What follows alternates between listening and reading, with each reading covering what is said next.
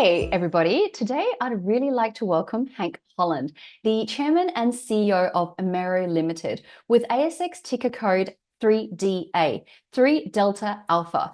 Since taking the helm in 2022, Hank has transformed Amaero into a leading US producer of high-value specialty alloy powders, critical materials for advanced manufacturing in the defense, space, and aerospace sectors. Under his leadership, Amaero has launched major investments, reshored manufacturing capabilities, and positioned itself at the forefront of the industry. Today, we're going to talk about Amaero's growth trajectory over the next 12 months and the significant contracts they've recently signed with major players in the US. Welcome, Hank. How are you?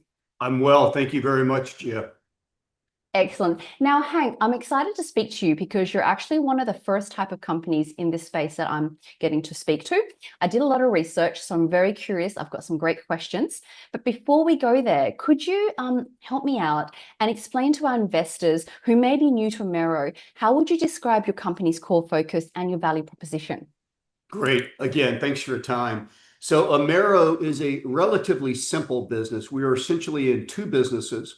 We are the largest and the lowest cost US domestic producer of C103 refractory and titanium alloy powders that are used in 3D printing for mission critical applications such as defense, aerospace, certain industrial applications, medical, and so forth. And then in addition to that, we have a manufacturing business. It's called a PMHIP, or powder metallurgy, hot isostatic press manufacturing of large near net shaped parts. Think of submarine industrial base, maritime industrial base, oil and gas. And this is particularly relevant today, as we will later talk about, because of the challenges that we have sourcing large castings and large forgings.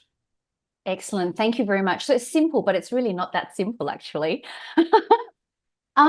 Now, look, I understand that you're also the founder and managing director of Pegasus Capital, a private equity company who happens to also own 29% of Amaero, which means it's nearly $100 million in Amaero shares. Is that right? That is correct. So I'm the founder of Pegasus Growth Capital. It's essentially an extension of my family office. About half of the capital that Pegasus has invested is my personal capital. So personally, I am significantly invested in Amaero. We'll talk a bit about perhaps how I came to be involved, but one of the things that I would say that I'm actually quite proud of, and I think it differentiates us from a number of the other small cap ASX stories, is as you mentioned, Pegasus is the largest investor. We own about 29% of the ordinary shares. We own about 37% of the business on a converted basis or with our options. And I'm very proud to say that every single share of stock we own, we paid for alongside other investors, whether that's in capital raises, on market or off market transactions. And I see a lot of these smaller ASX companies that the CEO is given large performance grants or large option grants. It is none of that is the case in our situation. Again, every single share of stock we own, we paid for alongside other investors. Does it make sense to give a little bit of background on Pegasus? Yes, please. I mean, I was going to ask you that, but please elaborate a bit more. I guess for me and our viewers, we're really curious. I mean, you've taken a pretty big position in Amaero. I mean, why are you so bullish as well? Yeah, so let me give a little bit of context, which I think will support going back a bit, albeit I'm an engineer by education. I've been in finance my entire career. I was the youngest partner of a well-known firm in the US called Sanford Bernstein, very well-respected investment research and management firm.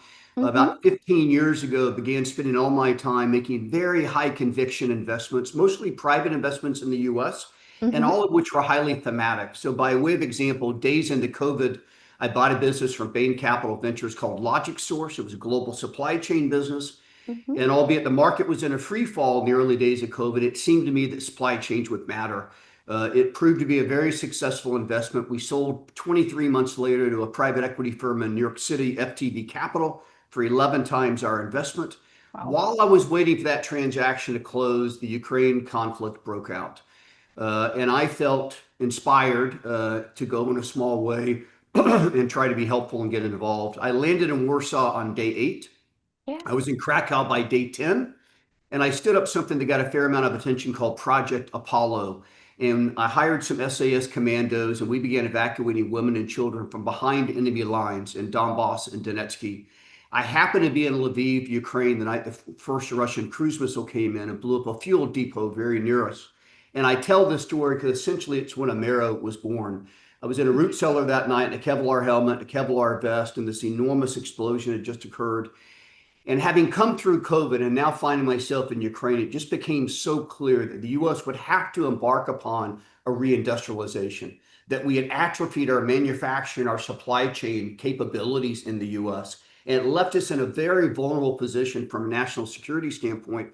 And on top of that, it was simply good economic policy. The US, in a very short-sighted manner, had destroyed 7.1 million highly skilled, high-paying manufacturing jobs. And set aside one's views on our current president, President Trump, it is the singular reason in this country we have the president that we have. All of those jobs that we destroyed were in the swing states, that is, the states that decided our election. They were in Ohio and Michigan and Pennsylvania, the Carolinas, Tennessee, Georgia, Alabama. And so again, I felt so strongly that this was a national security imperative in the US, coupled with an imperative from an economic policy standpoint. Thank you.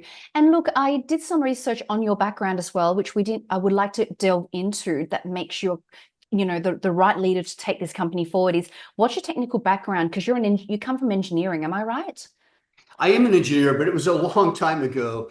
And for better or for worse, I think the great thing about being an engineer is it teaches you to be curious, right? And one of the things about being a successful investor, in Amaero as an example, I knew very little about 3D printing, additive manufacturing, advanced materials before I invested in this business. I knew very little about global supply chains before I invested in Logic Source. And yet I love learning. I love being around people smarter than I am.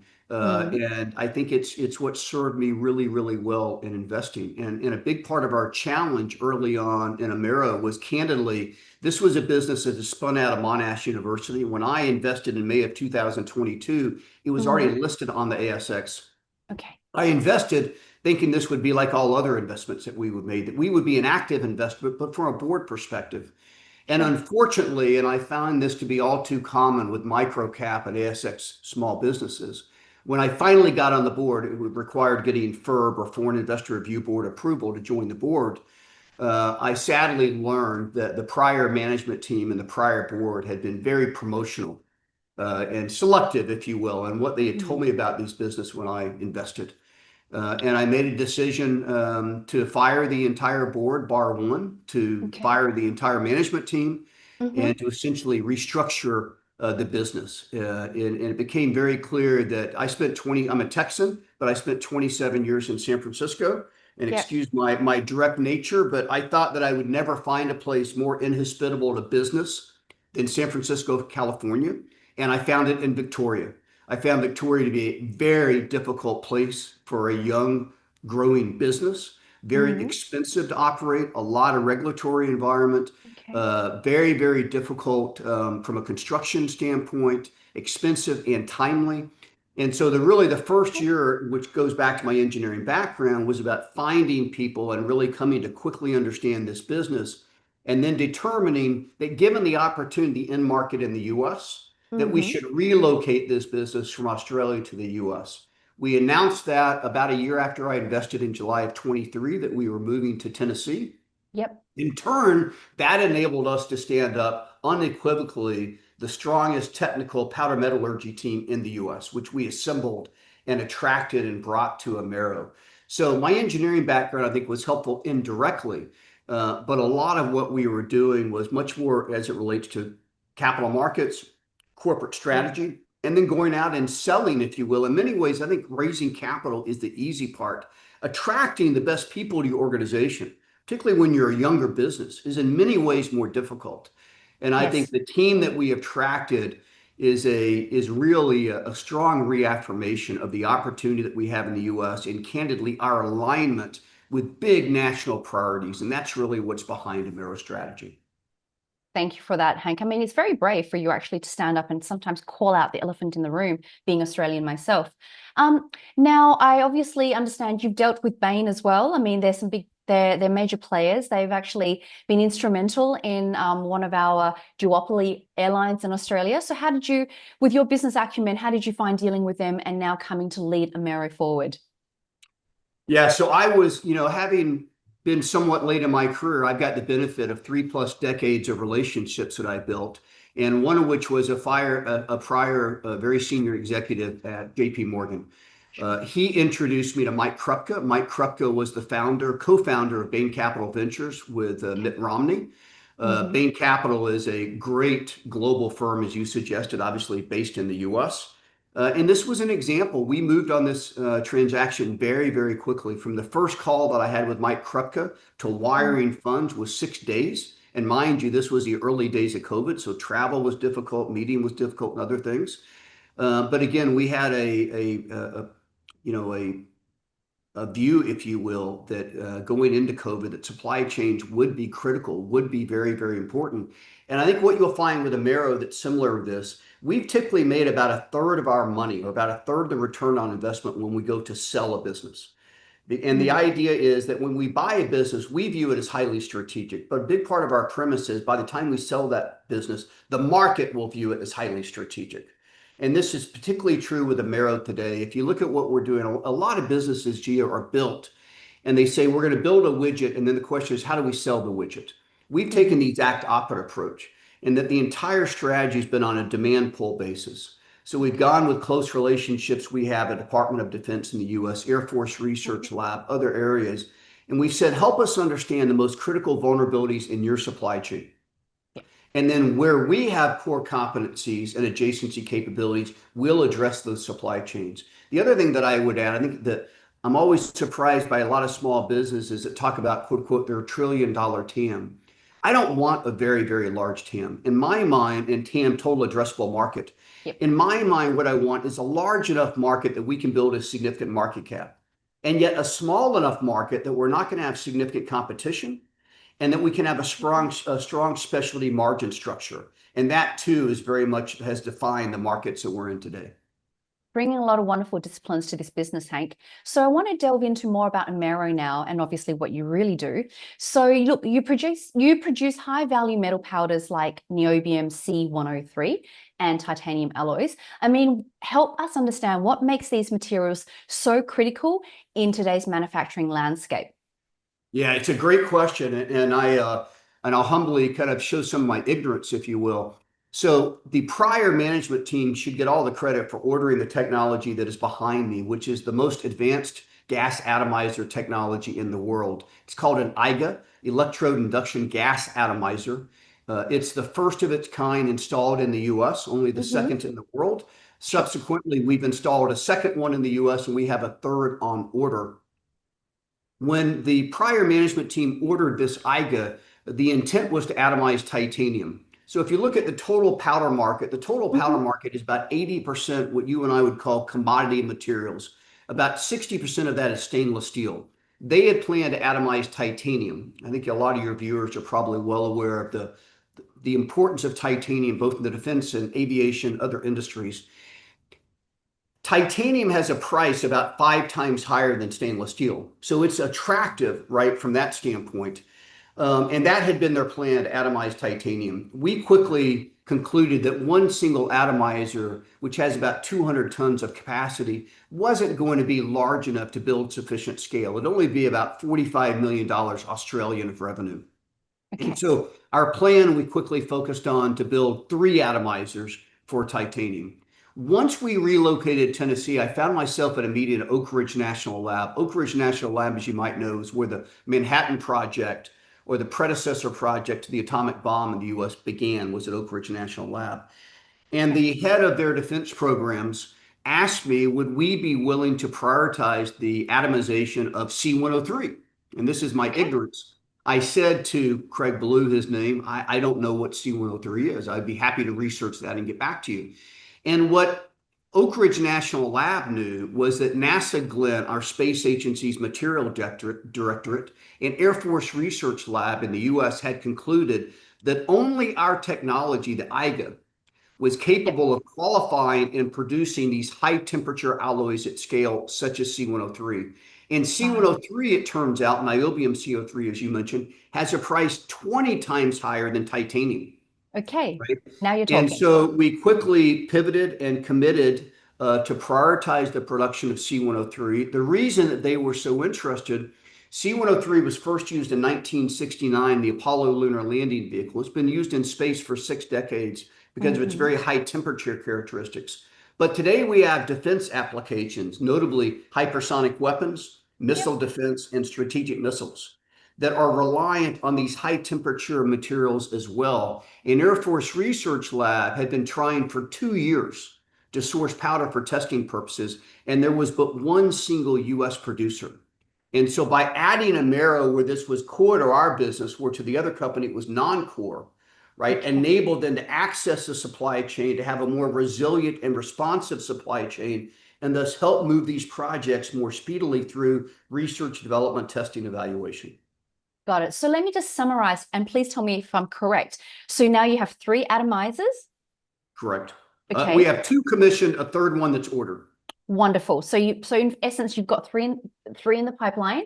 And originally it was going to be for titanium, which was 5 times the price of stainless steel. Now instead, C103 is going to be 20 times the price of titanium. And plus there is only one major player in the US doing this at the moment.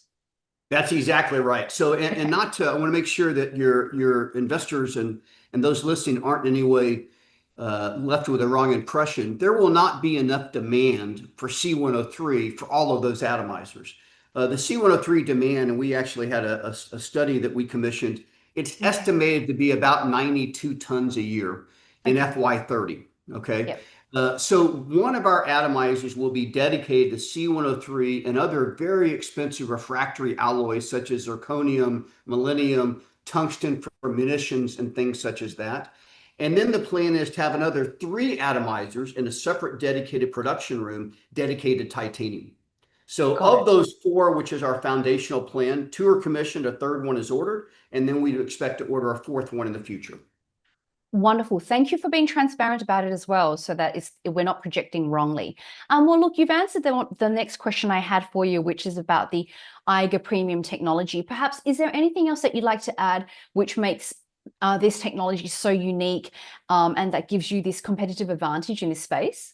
Yeah, so important for I think all the viewers to understand. I mentioned in the introductory comments that Yep. we are the largest and the lowest cost U.S. Mm-hmm. domestic producer of C103 refractory and titanium alloy Got powders. it. The reason I say with so much authority, we are the lowest cost.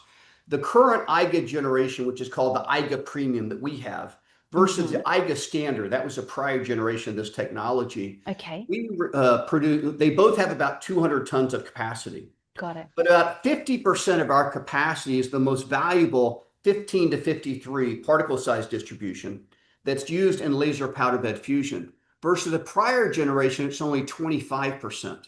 So we have Got it. twice the yield of the most valuable powder, which also means we need half the feedstock.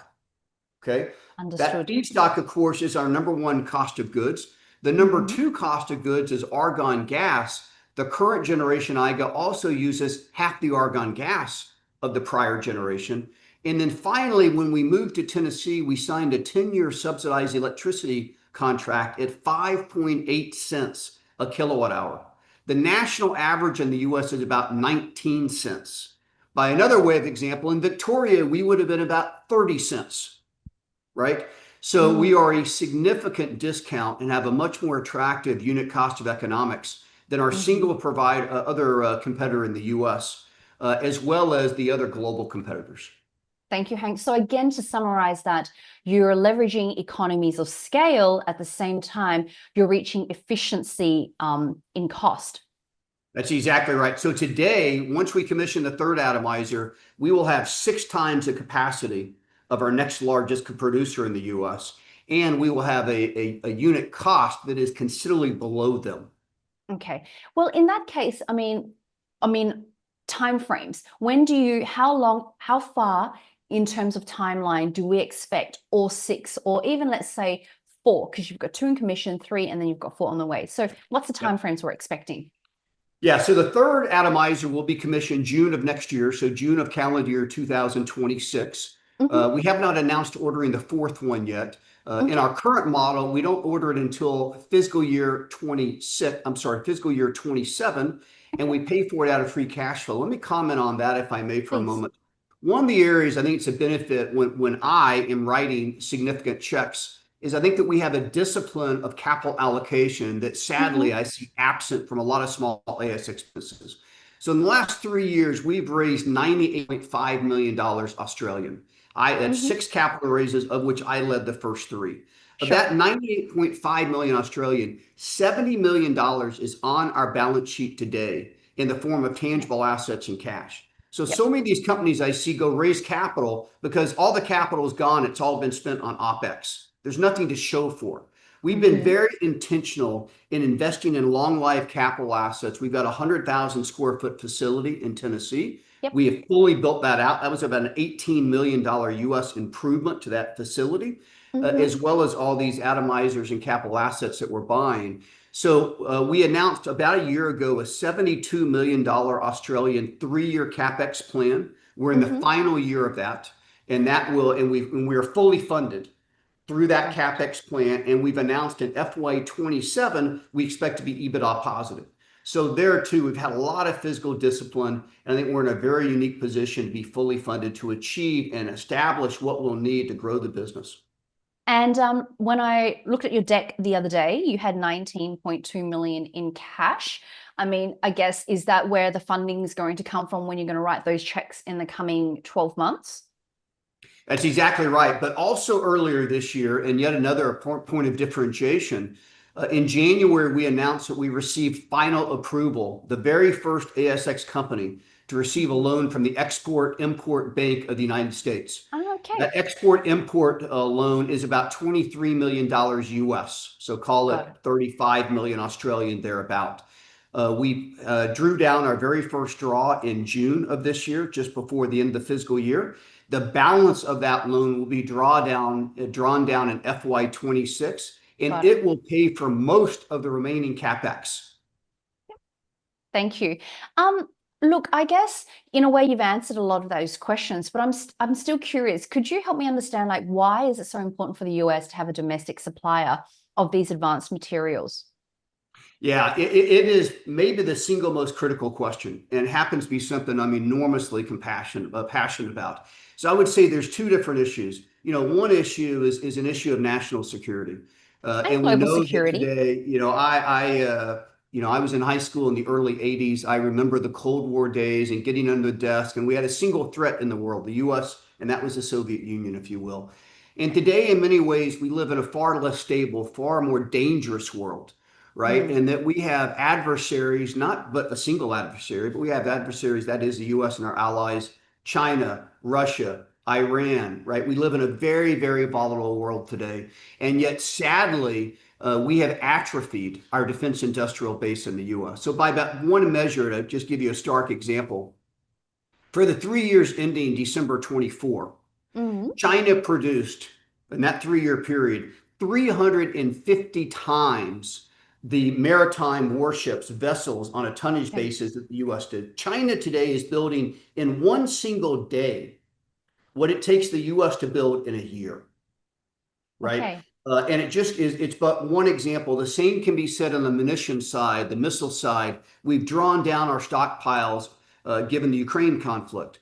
And Sure. so, much as we did in the buildup of World War II, something we call the Arsenal of Democracy, 1939 to 1945, the Hmm. US must move with a sense of urgency to Yep. reshore and rebuild our defense industrial base. And I think President Trump's administration has put a lot of initiatives in place that there finally is a sense of urgency that's missing. On top of that, Hmm. I mentioned earlier the economic side, right? And Yes. so it's not only defense, we are a dual use company. A lot of what we're doing, the largest titanium powder consumer in the world is a medical device company that makes orthopedic knees and hips, right? Yep. So you've got dual use as well, not just defense. And both of those are where Amaero is focused.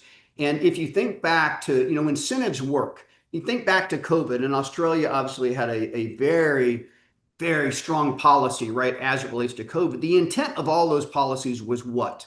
The intent of all those policies was for people to stay home. And albeit the entire market sold off initially, what stocks eventually did exceedingly well? All of those stay home stocks, right? The Yeah. Amazons, the Netflix of the world.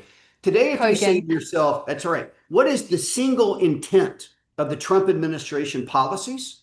Whether it's the tariff side, whether it's critical initiatives, whether it's a $1 trillion defense budget, what is the Mhm. intent of all of those incentives? It is to reshore US sovereign domestic manufacturing and supply chain capabilities. That is the singular intent of this administration policy. And Amaero, I think, is uniquely positioned to take Good. advantage of that and to be very well aligned with federal policy. Hank, I'm going to dare to go off script a little bit. Please. Obviously, a lot of our viewers are Australian, and there is obviously a lot of concerns around the US and the Australian trade relations. But what I liked is that you have discussed that this is also about business. Could you please, I guess, directly answer me and the members, like, putting aside the Trump administration, whether we agree with it or not, how is Amaero positioned commercially to benefit from these policies originating from the Trump administration and ultimately, I guess, benefit their shareholders? Can you elaborate on that? Absolutely. And let me provide a bit of context here as Yep. well. HR McMaster, Lieutenant General HR McMaster, is a very close friend of mine. He's an advisor to Amaero, as many might know. He's a national security advisor to President Mm-hmm. Trump in the first administration. Yep. I've got enormous respect for HR McMaster. HR would be the first to say, as a storied soldier, if you will, there is no closer ally to the U.S. when you talk to our soldiers than Australia and the U.K. Period, bar none. Australia is enormously important to U.S. foreign policy, but also is Mm-hmm. considered one of our most treasured and trusted friends. And if you look at going forward, I think increasingly that is going to be so, given the shared Indo-Pacific threat that we both face, right? Given, of course, the nature of China, if you will. And so, look, this should be a great time for Australia. It should be a time of economic opportunity. It should be a time to become more strategic in the geopolitical landscape of the world. And yet, what concerns me about Australia, and I'm just very blunt speaking, as it concerns me about the US, is for our kids and our grandkids' sake, we can't spend money we don't have. In the US's case, our expenses are 39% greater than our revenue. Imagine a family that was making $50,000 a year and spending $69,000 every year. It doesn't work. It can't work. So Yeah. I look at the current administration in Australia and I look at all these entitlement programs, the explosion of federal debt, the spending without just without a discipline or a sense of downstream consequence. It's concerning to me, just as it's concerning in the US with our runaway federal debt and our runaway spending. On top of that, what is concerning about Australia, and I've seen it firsthand, is as much as we have an atrophied industrial base in the US, Australia has even a more atrophied industrial base. And so you take AUKUS for an example. The first thing is the US today is producing 1.4 ships a year. We need 3 just to meet the US demand, right? 2 plus 1. To meet AUKUS, we're going to need 5 ships a year. So the US is going to have to do a much better job of producing ships. And I think we're going to have to leverage our allied partners, particularly Yes. Japan and South Korea, that have much stronger shipbuilding than the US does. And Mm-hmm. Adelaide and South Australia and other parts of Australia should be part of that. It's the only way we'll get there. The US isn't capable of doing this on our own. So I think there can be great promise in that relationship. But I think at the end of the day, what the Trump administration has said, and candidly, I believe, is the US established a pact with the world in the aftermath of World War II that wasn't an economic pact. It was a social and a political fabric pact, if you will. And we believed, and I agree with this, that it was important to support and export free markets and democracies around the world. And we were very successful, right? Western Europe has been largely at peacetime since the Second World War, given the Marshall Plan and a lot of things that we've done. That being said, the US can no longer afford that bargain, right? The US, again, is spending so much more money than we are bringing in. And so we've got to find a way, now that these economies are all more advanced economies, to level the playing field right? From it, I mean, by way of example, we both travel a lot. Do you see American cars in Europe? The answer is no, you don't, right? Are American farmers and ranchers able to sell their products into South Korea and Australia? The answer is no, they're not, right? Are US financial services companies allowed to do business in Canada? The answer is no, they're not. So you've got tariffs, but you've got non-economic barriers as well. And so it's difficult conversations, but hopefully what will prevail in the end is truly free markets. And truly free markets amongst our allies will mean no tariffs, but also will mean no non-economic trade barriers, right? That all those have to come down as well. So I think Australia is a very, very, very important and strategic ally to the US. But I think we both have to look at our respective countries and say this is not sustainable. Well, thank you, Hank. I think it's important we address the ugly, right? I mean, I know a lot of our viewers are probably thinking, and I appreciate your eloquent response. I want to come back through to obviously Amaero now. So of the industries that you do serve, which is aerospace, defense, medical, energy, which is currently actually driving the most demand? Yeah, it's a great question there too. And I really think of it as having three verticals. So Mm-hmm. on the C103 and refractory side, it's almost entirely a defense and a space application. So Okay. C103 used in defense and space, tungsten used in munitions, Mm-hmm. molybdenum used as alternatives to C103, Yep. zirconium used in nuclear. So, one of the things here, unlike Australia, the US, I think, will embrace the expansion of nuclear power. Sure. I was at a very interesting meeting in December of last year. There were 17 of us invited to gather and work on policy papers for the Trump administration. And it included the CEO of Anthropic. Anthropic is a big AI firm Yes, in the Claude. US. And the CEO made a very interesting comment, which I wasn't aware of. And he said, by the end of this decade, if you look at AI related data centers in the US, they would consume 40% of all of the power being generated in the US today, just AI data centers alone. So I think nuclear power will have to be part of the way that we respond in the US. And Mm-hmm. zirconium powder is very important, that nuclear application. So that's kind of refractory. On the titanium side, it's much broader. So it's Mm-hmm. aerospace, as you mentioned. It's medical. The single largest consumer in the world is medical, as I mentioned. And then on PM HIP, you really have two verticals. You've got maritime industrial base and submarines, which we're Yes. working very, very closely with Matt Sermon. Matt is Mm-hmm. the lead program executive officer for the entire maritime industrial base in the US. And Mm-hmm. then also oil and gas. Oil and gas are big adopters of PM HIP manufacturing. So and that opportunity is coming at us much more quickly than we had anticipated. Same on the titanium side. The demand signal there is coming at us more quickly than we had anticipated. Thank you, Hank. Look, obviously we spoke very briefly about the Tennessee facility and like how quickly can you ramp up production to meet these needs? It's 100,000 square foot, right, your facility? That's exactly right. Which I think, if my conversion is correct, it's about 9,200 square meters.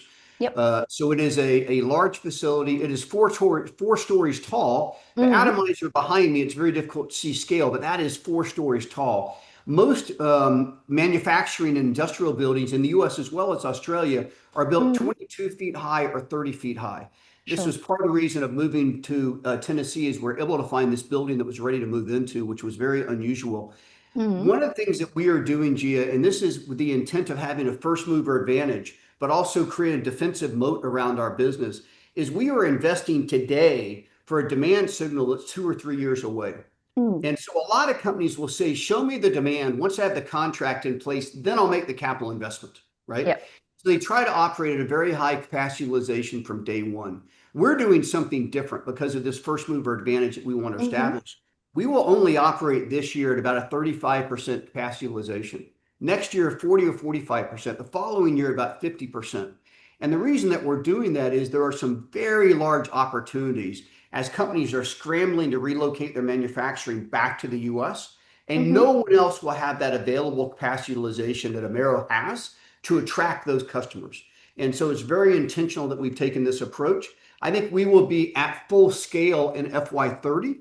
And if we were to land some of these other opportunities that we're working on, you could see us pull forward some other growth initiatives and accelerate that demand pull by as much as 2 years.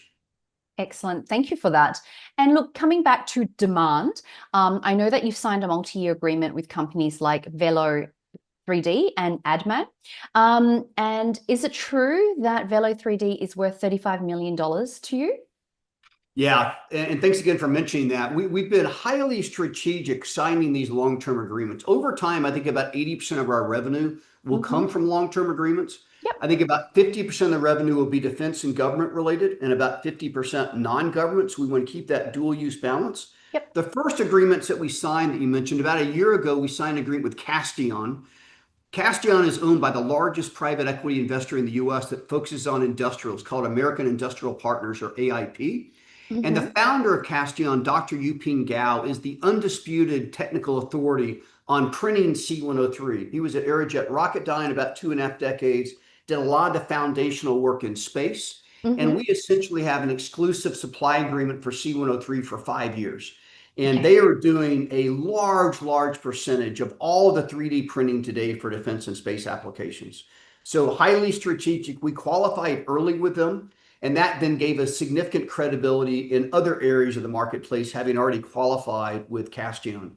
More recently, we announced a long-term agreement, as you mentioned, with Velo 3D. Velo 3D estimated a demand of 35 million Australian over 5 years, as you suggested. And what's so strategic about Velo 3D, and this is not lost on the US government nor Department of Defense that we did this agreement, Velo 3D is the only made in USA metal 3D printing OEM, period. They make their hardware in the US, they write their software in the US, the data stored by a US company, and they never sold a machine into China. It is the only 3D printing equipment that SpaceX uses.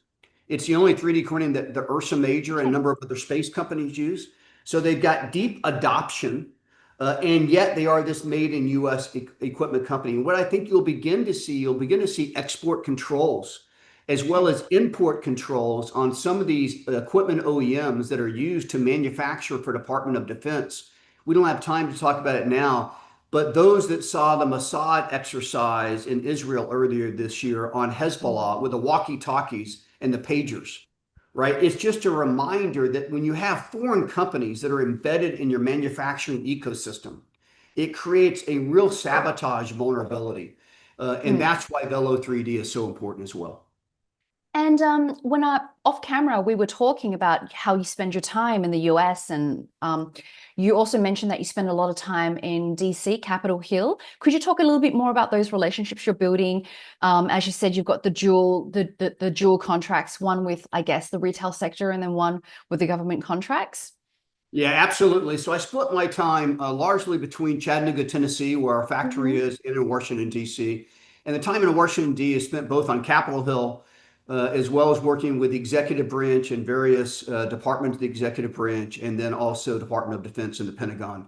Look, at the end of the day, I think in a small way, Amaero matters. I think in a small way, we're going to contribute to this very important initiative that's going on to, again, reestablish and address these critical vulnerabilities in our supply chain. So we have very strong connectivity, very senior relationships. I was in Trump Tower 8 years ago during the transition period. We've got good connectivity with this administration. We've got good connectivity with the DOD and on Capitol Hill. By the way, we've had very strong support. Senator Bill Hagerty of Tennessee is on the Appropriation Committee. Congressman Chuck Fleischmann of Tennessee is on the Appropriation Committee, both of which have been great supporters of Amaero. And so it's just really important on one hand as we drive forward our commercial efforts, but we need to do that in sync and in tandem with our US federal initiatives. And so we're working very closely with these various constituents to do so. Thank you. Now, Hank, on a commercial question for us here is obviously fundamentally, it's a very American company that is listed on the ASX, right? I guess my question would be, how Australian will you remain?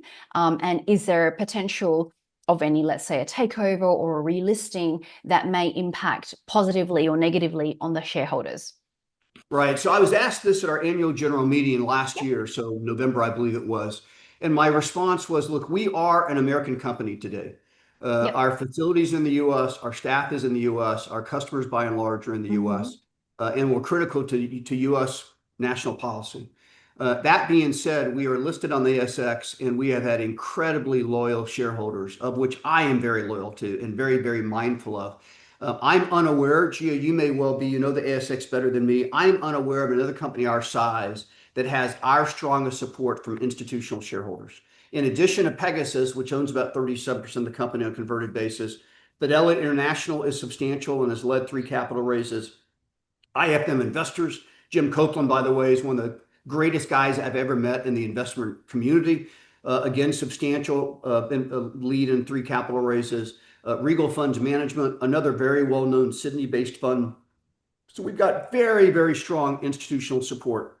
I think one of the things we have not done as well, and it's why it's such a great opportunity to speak to this community, is we are not promotional by nature. If you go back and you look at all my investor communications over the last 2 years, we don't announce LOIs or MOUs. We announce things after they are done, right? We're very disciplined in that nature. But I think as a result, we haven't had as much engagement with retail and high net worth investors, and we need to do a better job at that. It's important for our liquidity for all of our shareholders, and there's a recognition of that. And so again, thank you for giving us this opportunity to speak with some of these investors. Going forward, we have a lot of support of U.S. investors to list in the U.S., and we have for some time. And again, I shared this at the AGM. So I would expect that we would dual list on NASDAQ. We're not in a hurry to do so. And what I would expect when we do dual list, it will not, and understand, not be accompanied by capital raise. We are fully funded with our current capabilities. And not to say we would never pull forward certain growth initiatives, but we are fully funded today. So we want to be really mindful about that and the loyalty of investors that have stood by us in Australia. So Australia will continue to be an important part of our shareholder base. ASX will continue to be an important part of our strategy, but I would expect that we would augment that over time with a NASDAQ listing. Thank you for your transparency. Look, from this year, I looked back at your share price. You've actually doubled in share price since February. I'm just very curious, more for me now, what do you think has that's resulted in that spike between February to August? Yeah, and I'll share the other side, being critical of myself. At the very same time, Gia, for the 9 months before that, we were flat or down. Okay. And again, in my nature, speaking very transparently to investors, I said to investors in June of calendar year 25 that we would raise $45 million during fiscal year 25. I'm sorry, I said at June of 24 that we would raise $45 million during fiscal 25 to fund $72 million of CapEx ending 3 years in FY 26. And I was criticized for being so transparent, and the stock was deemed cum raise for 9 months. Even though we were continuing to make a lot of commercial progress, qualifying our material, commissioning other atomize, the stock was down or flat. And it wasn't until we finished those capital raises, right, earlier this year that the stock then finally began to re-rate. I would add, still lower today than it was over a year ago, notwithstanding, again, all the progress we've made. So you're right, the stock has re-rated significantly of late. And yet I think a lot of that was simply catching up from where it was a year ago. If you look at us from a substantive standpoint, right, we've already said to the market, we have contracts signed for 80% of our planned revenue the first half of this fiscal year. Analysts expect our revenue for this fiscal year to be between 30 and 35 million Australian. I'm very comfortable with that number. So this will be the year that we really begin to scale commercially. And I think we'll be highly differentiated from other companies that might be considered peers of ours on the ASX. And I think you'll see that re-rating continue. And I wouldn't be surprised to be at a significant re-rating from here. That's the answer I was trying to get from you. I'm curious now, I guess my final question is, what are some of the key catalysts for Amaero over the next 12 months? And you've told us a lot about your long-term plan, which is really bullish, but what can we expect for the next 12 months? Yeah, the next 12 months is going to be all about scaling our production and continuing to bring in commercial contracts. Good. We've got a significant pipeline of commercial opportunities in the works. And I've said to investors last quarter, I would expect 1 commercial agreement a quarter between now and the end of the year, maybe 3 in total between now and the end of the calendar year. Between now and the end of the calendar year. I would expect by the end of our fiscal year that we would have a half dozen to 8 total long-term agreements or commercial contracts in place. And I would expect this time next year, again, we'd have visibility to 80% of our first half revenue next year, right? I think this is a business that we can scale 100% year over year for several years after this year, given the demand signal that we have line of sight of. And so what to watch for this year, watch for those commercial contracts, watch as we continue to scale that production. And I would also watch for some significant announcement from U.S. government entities, be it U.S. Navy or other things that we've been working on for a considerable period of time, and yet we won't announce until we have production contracts in place. Tremendous. Thank you so much, Hank. I thoroughly enjoyed our conversation. You were so eloquent. Now, if any of our investors, members, or viewers have any questions, I'll get them to email it to us, info@eastcoastresearch.com.au or info@sharesinvalue.com.au.